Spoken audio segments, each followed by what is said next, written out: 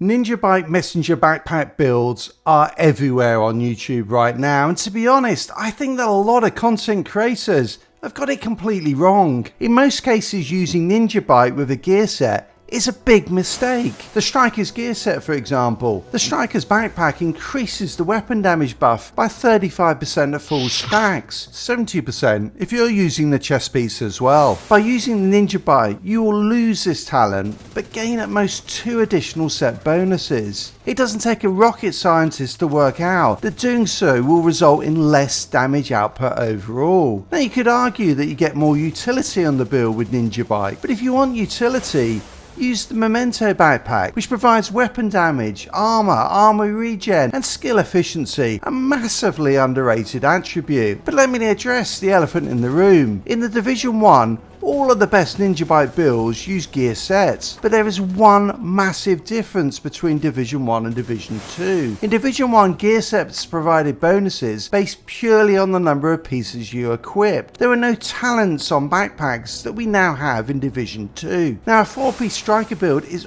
always going to be a good build, but where NinjaBike can make a big difference is with rainbow builds, using brand sets because it potentially adds 5 additional brand set bonuses. The big question though is, what are the best brands to use with NinjaBike? Well, here are my top 3 offensive, defensive and utility brands.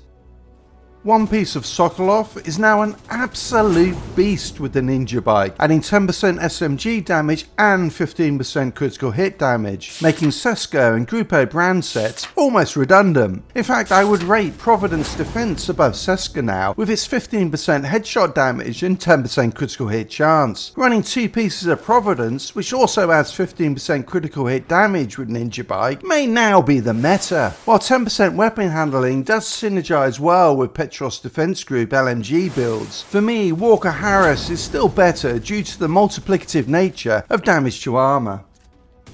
Well, Bellstar Armory is now great for survivability with armor regen and armor on kill, and Brazos adds a skill tier with skill haste, making it great for most builds. As a pure brand set with NinjaBike, one piece of the new Habsburg is close to god tier, being essential for any sniper build, bringing the most headshot damage and marksman rifle damage of any brand set. Getting a perfect roll will be tough though, due to the blue core, but we all love to grind for a god roll, don't we? There are a lot of good options for utility gear, but for me 3 immediately jump out. Alp Summit is a great one piece with NinjaBike for the dedicated healer. Well, that's about one of you then. China Light leans into the Seeker Mind Spam builds with skill haste and explosive damage, but for me Hanayu stands out as the best one piece utility brand, with skill haste and skill damage being perfect for almost any skill build. As well as brand sets, there are best in slot named gear pieces that will work really well with NinjaBike. For run and gun builds, the Closer looks like a great option, combining perfect flatline with 10% armor on kill. It is probably no surprise, given the focus of Season 11, the named items for sniper builds are now looking even better than they did before. The Sacrifice has added critical hit chance to its perfect glass cannon talent. Pristine Example has added 15% headshot damage to perfect focus, and Chainkiller may synergize incredibly well with perfect determined on the named marksman rifle relic. Fox's Prayer and Contractor's Gloves have been best in slot gear pieces for some time, and with NinjaBike they do receive some minor buffs to keep them up there. But there is one god tier piece.